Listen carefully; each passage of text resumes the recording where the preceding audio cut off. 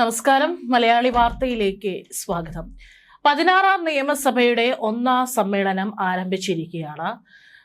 ഒന്നാം സമ്മേളനം ആരംഭിച്ചപ്പോൾ വന്ദേമാതരത്തിന്റെ ആദ്യ ഭാഗം മാത്രം ആലപിച്ച് നടപടികൾ തുടങ്ങിയിരിക്കുന്നത് കേരള രാഷ്ട്രീയത്തിന് ഒരു പുതിയ വിവാദത്തിന് തിരികൊളുത്തിയേക്കും എന്നുള്ള സൂചനകൾ കൂടിയാണ് പുറത്തുവരുന്നത്. നയപ്രഖ്യാപന പ്രസംഗത്തിനായി ഗവർണർ രാജേന്ദ്ര വിശ്വനാഥ് ആർലേക്കർ സഭയിലെത്തി.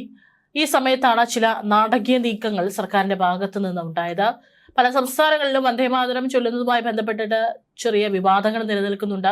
എന്നാൽ ഇന്ന് വന്ദേമാതരം മുഴുവനായി വായിക്കാതിരുന്നതിലൂടെ പുതിയ UDF സർക്കാരിനെതിരെ പ്രതിപക്ഷം ഉയർത്താൻ സാധ്യതയുണ്ടായിരുന്ന മറ്റു പല ഭരണപരമായ വിവാദങ്ങളെയും ചർച്ചകളെയും സഭയുടെ തുടക്കത്തിൽ തന്നെ വഴിതിരിച്ചുവിടാൻ VD സതീശൻ സർക്കാരിന് കഴിഞ്ഞുവെന്നാണ് രാഷ്ട്രീയ നിരീക്ഷകരുടെ വിലയിരുത്തൽ. ഇനി ഈ വിഷയത്തിൽ ഗവർണറുടെ ഭാഗത്തു നിന്ന് ഉണ്ടാകാൻ ഇടയുള്ള പ്രതികരണമാണ് ഏറെ നിർണായകം. VD സതീശനാണ് മുഴുവനായിട്ട് വന്ദേമാതരം പാടണ്ട എന്നുള്ള നിർദ്ദേശം നൽകിയത് എന്നുള്ള റിപ്പോർട്ടുകൾ പുറത്തു വരുന്നുണ്ട്. ദേശീയ ഗീതത്തിന്റെ പൂർണ്ണ രൂപം ആലപിക്കാത്തതിൽ അതൃപ്തി രേഖപ്പെടുത്തിക്കൊണ്ട് ഗവർണർ സർക്കാരിനോട് വിശദീകരണം തേടുകയോ പരസ്യ നിലപാട് സ്വീകരിക്കുകയോ ചെയ്താൽ അത് ലോക് ഭവനും പുതിയ സർക്കാരും തമ്മിലുള്ള ആദ്യ പോരാട്ടത്തിന് വഴിവെക്കും. കേന്ദ്ര സർക്കാരുമായി സഹകരിച്ചു പോകുമെന്ന നയപ്രഖ്യാപന പ്രസ്താവന നിലനിൽക്കുമ്പോൾ തന്നെ ദേശീയ പ്രോട്ടോകോളിന്റെ ലംഘനം ചൂണ്ടിക്കാട്ടി ഗവർണർ വരും ദിവസങ്ങളിൽ കടുത്ത നിലപാടിലേക്ക് കടക്കുമോ എന്നതാണ് രാഷ്ട്രീയ കേന്ദ്രങ്ങൾ ഉറ്റുനോക്കുന്നത്. ഇതിനൊപ്പം തന്നെ നിയമസഭയിലെ 3 BJP അംഗങ്ങൾ ഈ വിഷയത്തിൽ എടുക്കുന്ന നിലപാടും വരും ദിവസങ്ങളിൽ സഭയെ ശ്രദ്ധേയമാക്കും. ദേശീയതയും വന്ദേമാതരത്തോടുള്ള ആദരവും മുൻനിർത്തി BJP അംഗങ്ങൾ സഭയ്ക്കുള്ളിലും പുറത്തും ശക്തമായ പ്രതിഷേധങ്ങൾക്ക് മുതിരാനാണ് സാധ്യത. പുതിയ UDF സർക്കാരിനെ തുടക്കത്തിൽ തന്നെ പ്രതിരോധത്തിലാക്കാൻ ഈ വന്ദേമാതര വിവാദം BJP സഭയിൽ വലിയ ആയുധമാക്കും എന്നുറപ്പാണ്.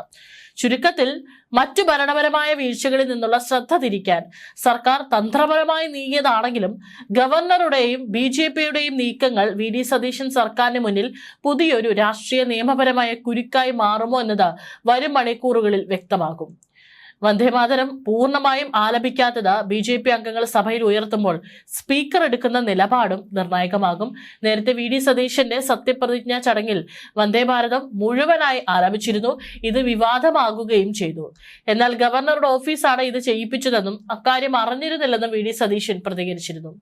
ഈ സാഹചര്യത്തിലാണ് നിയമസഭയിൽ വന്ദേഭാരതം പൂർണ്ണമായും അവതരിപ്പിക്കാതിരുന്നത് എന്നതാണ് സൂചന.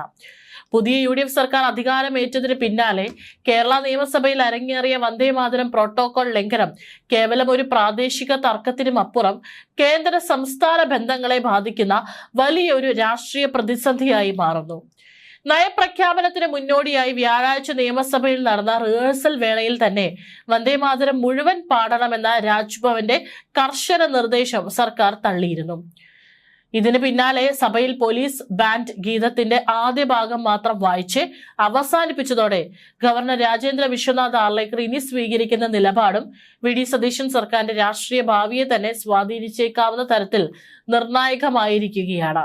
ദേശീയഗീതമായ വന്ദേമാതരത്തിന് പൂർണ്ണ രൂപത്തിലുള്ള 6 ചരണങ്ങളും ആലപിക്കണമെന്ന കേന്ദ്ര ആഭ്യന്തര മന്ത്രാലയത്തിന്റെ കർശനമായ പുതിയ പ്രോട്ടോകോൾ നിലനിൽക്കെയാണ് സതീശൻ സർക്കാർ രാജ്ഭവനെ വെല്ലുവിളിച്ചത്.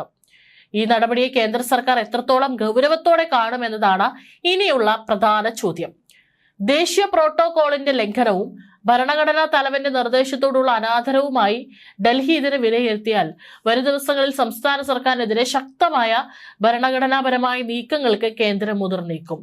ദേശീയഗാനമായ ജനഗണമനയ്ക്ക് നിലവിലുള്ളതുപോലെ തന്നെ ദേശീയഗീതമായ വന്ദേമാതരത്തിനും രാജ്യത്ത് ആദ്യമായി ഔദ്യോഗിക പ്രോട്ടോകോളും കർശന മാർഗനിർദ്ദേശങ്ങളും പുറപ്പെടുവിച്ച കേന്ദ്ര ആഭ്യന്തര മന്ത്രാലയം വന്ദേമാതരത്തിന്റെ 150ാം വാർഷികത്തോടനുബന്ധിച്ചാണ് ചരിത്രപരമായ ഈ പുതിയ പരിഷ്കാരങ്ങൾക്ക് കേന്ദ്ര സർക്കാർ രൂപം നൽകിയിരുന്നത്. ഇനി മുതൽ രാജ്യത്തെ ഔദ്യോഗിക ചടങ്ങുകളിൽ വന്ദേമാതരം ആലപിക്കുമ്പോൾ കൃത്യമായ നിയമങ്ങളും സമയക്രമങ്ങളും പാലിക്കണമെന്ന് കേന്ദ്ര നിർദ്ദേശത്തിൽ വ്യക്തമാക്കുന്നു. ഔദ്യോഗിക ചടങ്ങുകളിൽ ദേശീയ ഗീതവും ദേശീയ ഗാനവും ഒന്നിച്ചാലപിക്കുകയോ കേൾപ്പിക്കുകയോ ചെയ്യുമ്പോൾ ആദ്യം വന്ദേമാതരം വേണം പ്ലേ ചെയ്യാൻ. ഇതിനുശേഷമേ ജനഗണമന പാടാൻ പാടുള്ളൂ എന്ന് പ്രോട്ടോകോളിൽ പ്രത്യേകം നിർദ്ദേശിക്കുന്നു. മാത്രമല്ല ഔദ്യോഗിക ചടങ്ങുകളിൽ വന്ദേമാതരത്തിന്റെ പൂർണ്ണ രൂപത്തിലുള്ള 6 ചരണങ്ങളും ആലപിക്കണം. വന്ദേമാതരത്തിന്റെ ഈ ഔദ്യോഗിക പതിപ്പിന്റെ ആകെ ദൈർഘ്യം 3 മിനിറ്റ് 10 സെക്കൻഡ്, അതായത് 190 സെക്കൻഡ്. ദേശീയഗാനത്തിൻ്റെതുപോലെ തന്നെ വന്ദേമാതരം ആലപിക്കുമ്പോഴും സദസ്സിലുള്ളവരെല്ലാം ആദരവോടെ എഴുന്നേറ്റ് നിൽക്കേണ്ടതും നിർബന്ധമാക്കിയിട്ടുണ്ട്. എന്നാൽ വാർത്താ ചിത്രങ്ങളിലോ ഡോക്യുമെന്ററികളിലോ സിനിമയുടെ ഭാഗമായോ വന്ദേമാതരം പ്ലേ ചെയ്യുമ്പോൾ സദസ്സ് എഴുന്നേറ്റ് നിൽക്കേണ്ടതില്ല. തിയേറ്ററുകളിൽ അനാവശ്യമായ ആശയക്കുഴപ്പങ്ങളും തടസ്സങ്ങളും ഒഴിവാക്കാനാണ് ഈ ഇളവ് നൽകിയിരിക്കുന്നത്. ബാൻഡ് സംഘങ്ങൾ വന്ദേമാതരം പ്ലേ ചെയ്യുന്നതിന് തൊട്ടുമുമ്പ് സദസ്സിന് മുൻകൂട്ടി അറിയാനായി ഡ്രം റോൾ അല്ലെങ്കിൽ ട്രംപറ്റ്, ഫാൻഫയർ, മൃദംഗം എന്നിവ ഉപയോഗിച്ച് പ്രത്യേക സിഗ്നൽ നൽകിയിരിക്കണം. രാഷ്ട്രപതി, ഗവർണർമാർ എന്നിവർ ഔദ്യോഗിക ചടങ്ങുകളിൽ എത്തുമ്പോഴും മടങ്ങുമ്പോഴും സിവിലിയൻ അവാർഡ് ദാന ചടങ്ങുകളിലും ദേശീയ പതാക ഉയർത്തുന്ന സാംസ്കാരിക പരിപാടികളിലും വന്ദേമാതരം പ്ലേ ചെയ്യണം. രാജ്യത്തെ എല്ലാ സ്കൂളുകളിലും ദിവസേനയുള്ള പ്രവർത്തനങ്ങൾ വന്ദേമാതരം കൂട്ടമായി ആലപിച്ചുകൊണ്ട് ആരംഭിക്കാവുന്നതാണെന്നും മാർഗനിർദ്ദേശത്തിൽ പറയുന്നുണ്ട്. വന്ദേമാതരത്തെ അപമാനിക്കുന്നത് ശിക്ഷാർഹമായ കുറ്റമാക്കിക്കൊണ്ട് ഇതിനെ ദേശീയ ബഹുമതികളോടുള്ള അനാദരവ് തടയൽ നിയമം 1971 പ്രകാരം ദേശീയ ഗാനത്തിന് തുല്യമായ നിയമപരിരക്ഷയും രാജ്യം ഉറപ്പു നൽകുന്നുണ്ട്. പ്രോട്ടോകോൾ ലംഘിക്കുന്നവർക്കെതിരെ കടുത്ത നിയമ നടപടികൾ സ്വീകരിക്കാനാണ് കേന്ദ്ര തീരുമാനം. ഗവർണറുടെ നയപ്രഖ്യാപന പ്രസംഗത്തിൽ ഉടനീളം കേന്ദ്ര സർക്കാരുമായി സഹകരിച്ച് മുന്നോട്ടു പോകുമെന്ന വാഗ്ദാനം ആവർത്തിച്ചിരുന്നു. എന്നാൽ സഭയുടെ തുടക്കത്തിൽ തന്നെ സംഭവിച്ച ഈ വീഴ്ച ആ പ്രഖ്യാപനങ്ങളുടെ ആത്മാർത്ഥതയെ തന്നെ ചോദ്യം ചെയ്യുന്നതാണ്.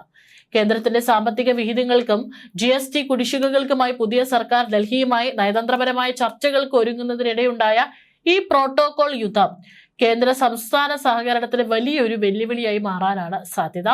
കേന്ദ്രത്തിലെ മോദി സർക്കാരിന്റെ ഏകപക്ഷീയമായ തീരുമാനമൊന്നും അംഗീകരിക്കില്ലെന്ന സന്ദേശമാണ് VD സതീശൻ സർക്കാർ നൽകുന്നത്.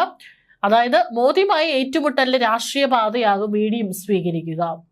ദേശീയ പ്രോട്ടോകോൾ ലംഘനങ്ങളിൽ വിട്ടുവീഴ്ചയില്ലാത്ത സമീപനം സ്വീകരിക്കുന്ന കേന്ദ്ര ആഭ്യന്തര മന്ത്രാലയം ഈ വിഷയത്തിൽ ഗവർണറോട് അടിയന്തര റിപ്പോർട്ട് തേടിയേക്കും.